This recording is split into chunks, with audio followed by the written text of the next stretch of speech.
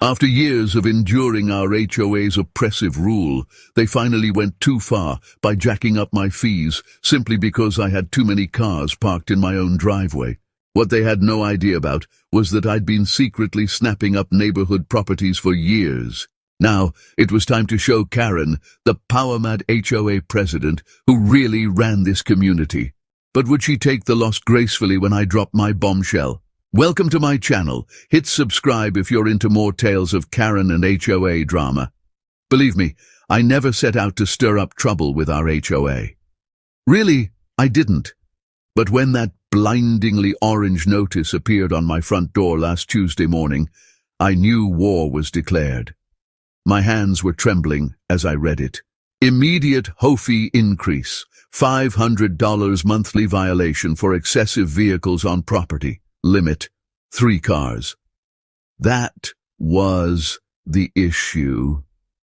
It wasn't my construction work truck or my wife's SUV for her hospital shifts, or even that used Honda we had bought to celebrate our daughter's sweet 16 last month. It was all just 3 perfectly ordinary cars parked in our own driveway. I watched from my kitchen window as Karen Mitchell, our HOA president, did her morning patrol armed with her tiny pink clipboard and measuring tape. She paused at my driveway, pulled out her phone, and snapped photos. Again. "This is the 3rd time this week, honey. She's at it again," my wife Sarah called from the living room. "Maybe we should just shove the Honda into the garage." "No," I replied firmly while pouring my coffee. "We're not hiding our daughter's car like we did something wrong. The garage is jam-packed with your medical supplies and my work tools, just as we explained at the last HOA meeting." That very meeting kept replaying in my mind. Karen had smirked while I tried to explain our situation. "Rules are rules, Mr. Thompson," she had said, without even glancing up from her phone. "If you can't afford proper garage storage, perhaps this neighborhood isn't for you." What Karen and the rest of the board didn't realize was that I'd been quietly acquiring properties in our development for the past 5 years through my real estate investment firm. Every time a house hit the market, I'd use a different LLC for the purchase. What began as a clever investment strategy had now evolved into something much bigger. I stepped outside to grab the mail, deliberately taking my time. Meanwhile, Karen pretended to admire Mrs. Johnson's rose bushes while keeping one eye on me. Poor Mrs. Johnson had been slapped with a fine last month for having roses that were deemed too vivid. Apparently, they disrupted the neighborhood's color harmony. Then my phone buzzed with a text from my lawyer. "Property closing complete. You now own 67% of the development." A smile crept over my face as I pocketed the phone just as Karen Power marched toward me. Clipboard clutched like a weapon. "Mr. Thompson?" she called in an overly saccharine tone. "I trust you received our notice about the vehicle violation."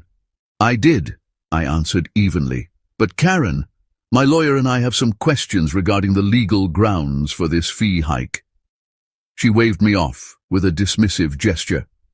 "The board has complete authority to implement fees as needed. Perhaps if you attended more meetings, you'd grasp how these things operate." Her smile, however, never reached her eyes. Little did she know that I had attended every single meeting for the past 5 years.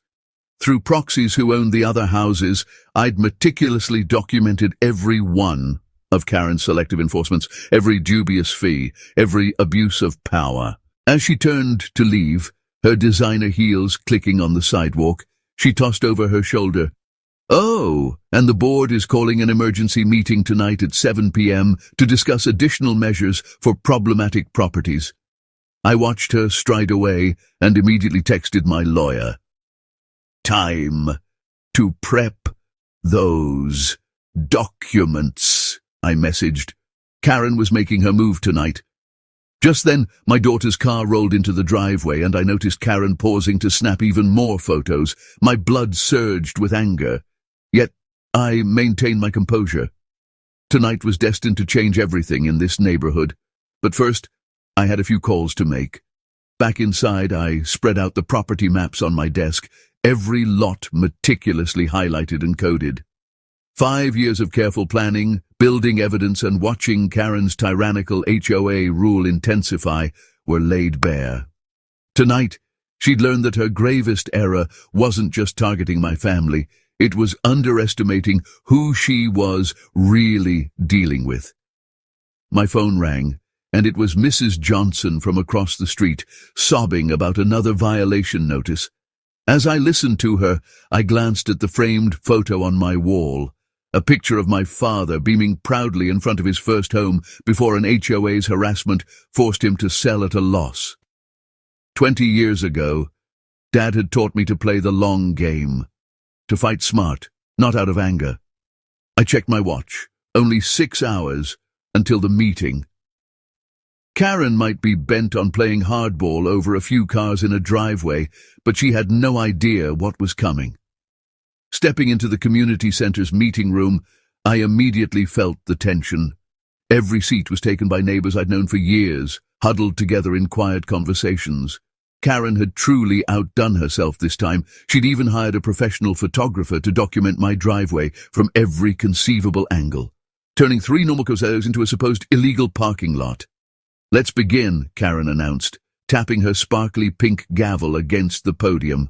She had scheduled this emergency meeting on a Tuesday evening, fully aware that most working families would find it difficult to attend. But I was there, quietly settling into the back row, ready to watch her put on her familiar show. "As you can see from these professional photographs," she continued, clicking through her PowerPoint, "Mr. Thompson's property has effectively become a used car lot." A few gasps escaped from her loyal supporters in the front row, the same folks whose Christmas decorations lingered until March without incurring fines. I scanned the room. Mrs. Rodriguez, my elderly neighbor, rolled her eyes. She had been fined last month because her grandson's car was parked in her driveway while he fixed her roof. Mr. Chen, the high school science teacher, was scribbling furiously. He'd received a violation for having his car even slightly over the driveway line during the last snowstorm. Karen switched to the next slide, zooming in on a photo of my daughter's car. "This vehicle," she stated, "has been in the same spot for over 48 hours. She conveniently left out that it was because our daughter was home from college for the weekend." The meeting dragged on as Karen laid out her evidence, charts indicating alleged property value declines, anonymous neighbor complaints, probably from her friends, and even weather reports claiming my cars were causing extra snowdrifts on the street. Then, with a flourish, she pulled out a hefty binder. "I've documented every instance of vehicles entering and leaving Mr. Thompson's property over the past 3 months. My eyebrows shot up. She'd been tracking my family's every move. A few neighbors squirmed in their seats. That's when Sarah Jenkins, our next-door neighbor, stood up. "Karen, isn't this a bit over the top? They're just regular cars in a normal driveway." Karen's face flushed as she snapped, "You're out of order. You haven't been recognized by the chair." Meanwhile, her husband Bob began handing out copies of a newly proposed bylaw that would limit households to 2 vehicles and mandate garage parking only. The sheer absurdity almost made me chuckle. Almost. "We'll now vote on the new vehicle restrictions and fee increase," Karen declared, not even opening the floor for discussion. "All in favor?" she asked. That was my cue. I slowly rose, straightening my tie. "Point of order, Madam President." Karen's eyes narrowed as she peered over her reading glasses. "You're not recognized, Mr. Thompson."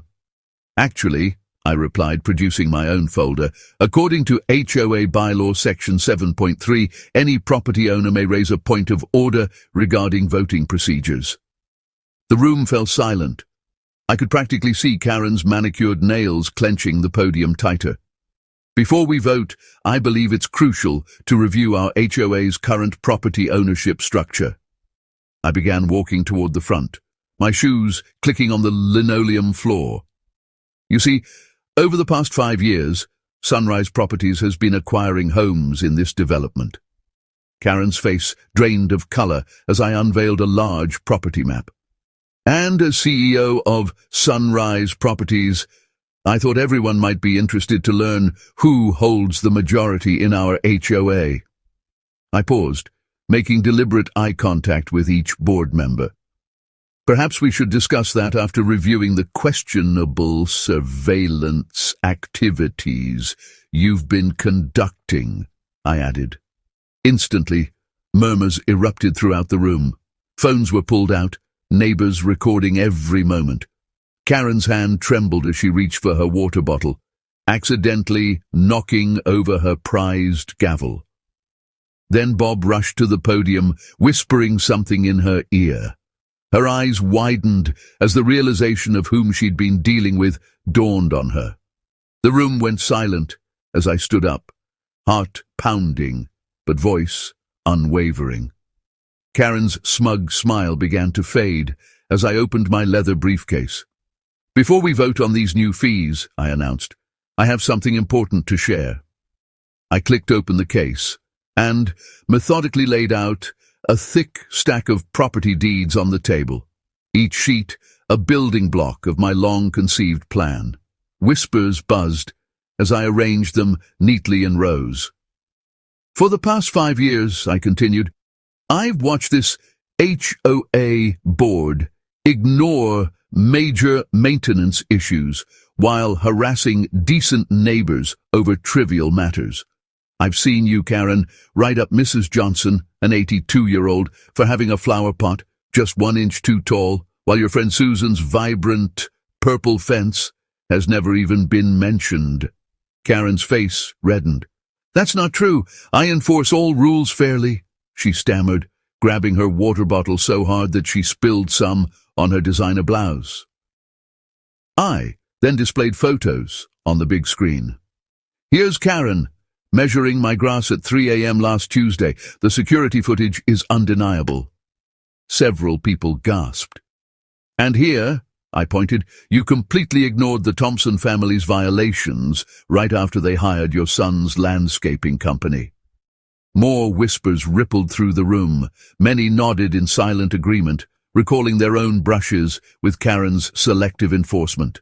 But the most astounding revelation, I said, gathering the stack of deeds, is that through my company, Sunrise Properties, I now control 67% of the homes in this development. I paused as the gravity of the statement sank in. That makes me the majority owner of the HOA itself. In a burst of panic, Karen leapt up, nearly toppling her chair. You can't do that. That's against the rules, she cried, her voice squeaking with fear. I only smiled calmly. Actually, I can. I've had 3 different law firms review everything. It's completely legal. I then produced another folder. I also have signed complaints from 32 residents concerning harassment, selective enforcement, and dubious fees. The room erupted in voices. Mrs. Johnson stood, her voice trembling with emotion. Last winter, I was fined $200 for not shoveling my walkway fast enough when I was in the hospital with pneumonia. Others joined in, recounting their own miseries. Karen attempted to restore order by banging her gavel, but no one was listening anymore. I move to dissolve the current board, I announced. We will hold new elections with term limits and transparent conflict of interest rules. No more 3 a.m. grass measurements. No more selective enforcement. Bob Chen from 2 doors down raised his hand, and I seconded the motion. Soon, nearly every neighbor's hand shot up. Karen clutched her designer purse and started toward the door. This meeting is adjourned, she yelled. You'll be hearing from my lawyer. Actually, I replied coolly, according to HOA bylaws, section 7.3, you need a majority vote to adjourn, and I don't believe you have that anymore. I gestured toward the deeds sprawled across the table. We're just getting started. For a moment, she froze at the door, realizing her grip on power was rapidly slipping away. 20 years of ruling this neighborhood with an iron fist were coming to a dramatic end. Now, I continued, opening yet another folder. Let's discuss those mysterious pool renovation fees from last summer. The $50,000 that vanished without a single repair to show for it. I have some very interesting bank records to share. Karen slumped against the wall, her face ashen. She hadn't noticed that a local news van had just pulled into the parking lot. I'd invited them to cover our community's reorganization meeting. The next few hours were destined to transform our neighborhood forever, as years of Karen's secrets were about to be exposed, and I had every single receipt in hand.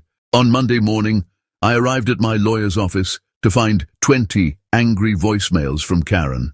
She had uncovered my company's property records over the weekend and was now threatening to sue me for secretly orchestrating a takeover of the neighborhood. I couldn't help but smile. At last, she had revealed her true colors. But Karen wasn't only furious. She was terrified. That very evening she went door to door, spreading rumors that I planned to turn our peaceful suburb into a giant parking lot for my car collection. Some neighbors even bought into her lies, especially after she flashed bogus documents claiming I had ties to a shady development firm. I knew I had to act fast.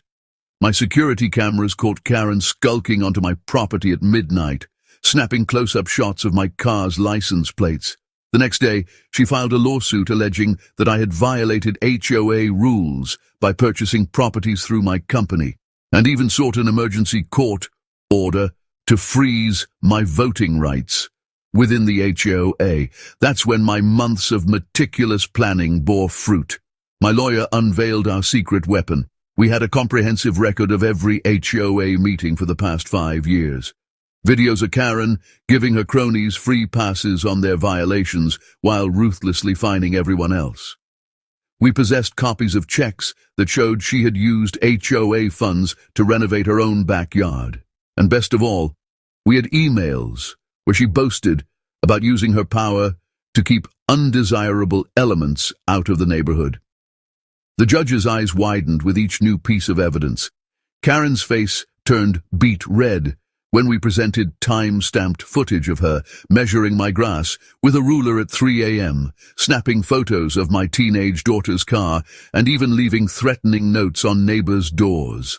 Her lawyer began to sweat when we demonstrated that she had tampered with HOA records to conceal a friend's unpaid dues. But the biggest shocker came when 3 former board members stepped forward. They testified about how Karen had bullied them into approving unjust rules, admitted to targeting specific homeowners she disliked, and even bragged about using HOA fines to fund her annual trips to Hawaii. The courtroom fell eerily silent as we revealed Karen's social media posts mocking elderly residents who couldn't pay their fees. There she was, posting poolside selfies from Maui with captions like, "Thanks to all my rule-breaking neighbors for funding this vacation. Keep those violations coming." Karen tried to defend herself, insisting she was merely doing her job. But then we played a recording from last month's HOA meeting, where she had berated Mrs. Johnson, a 75-year-old, for having a bird feeder positioned 2 inches too low. That was the final straw. Karen leaped from her seat, pointing an accusing finger at me. "He's trying to destroy our perfect neighborhood," she shouted. "Do you know what kind of people will move in if we loosen our strict rules? He probably wants to turn this place into a free-for-all parking lot." The judge had heard enough. Not only did he dismiss Karen's lawsuit, but he also ordered a full audit of the HOA's finances. As we exited the courthouse, my phone buzzed with texts from neighbors, all of whom had received a mass email from Karen announcing her immediate resignation from the board, claiming that big money interests were forcing her out. I watched her storm off to her car, furiously typing on her phone. I knew this wasn't the end. Karen still had loyal supporters in the neighborhood, and she wasn't the kind to admit defeat easily. But for now, I had everything I needed. Proof of her decades-long abuse of power and the legal authority to implement real change. The morning of the final court hearing brought an unexpected twist. Karen had marshaled an army of news vans to my house, hoping the public pressure would force me to back down, but she had inadvertently handed me the perfect stage. I straightened my tie, gathered my documents, and walked confidently up to the reporters with a smile. "Good morning, everyone. I'm James Thompson, and I'd like to share something very interesting about our HOA's financial records." I unveiled the color-coded spreadsheets my accountant had meticulously prepared, records that revealed years of suspicious fees funneled into projects that only benefited Karen's inner circle. One reporter's eyes lit up when I explained how Karen had imposed higher violation fees on single parents compared to her golf buddies. Another gasped as I showed security footage of Karen measuring my grass at 3 a.m., all while her own yard blatantly broke every rule. Inside the courthouse, Karen sat with her expensive lawyer, sporting her signature faux pearl necklace and an arrogant smile. That smile evaporated as our lawyer began presenting damning evidence. Photos of Karen's own home in violation of the rules, her garish purple mailbox, her overgrown garden, and her son's 4 cars lined up on the street. The judge leaned forward as we unveiled her secret Facebook group, where she boasted about targeting certain families. "Let's see how long the Thompsons can endure these new fees you imposed," we teased. "Maybe they'll eventually move and sell to someone more suitable." Karen jumped up to object, but she fell silent when we played a recording from last week's pool party. Her voice echoed clearly. "Of course I fabricate violations. How else can we control who lives here?" The judge's gavel struck decisively. Not only was Karen immediately removed from the HOA board, but she was also ordered to refund every unfair fee she'd ever collected.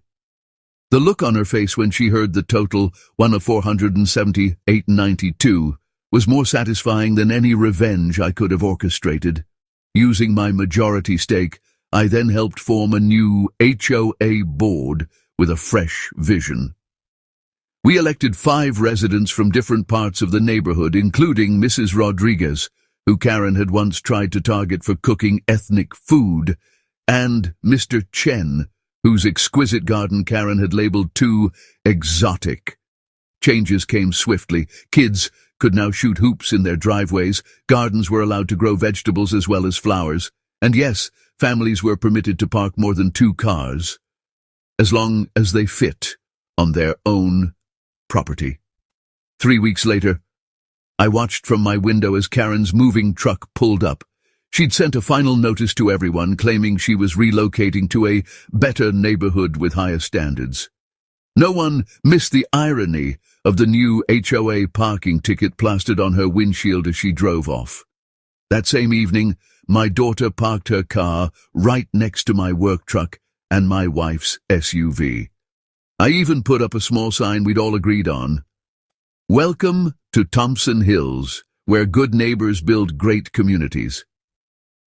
The very next morning, an unexpected call came in.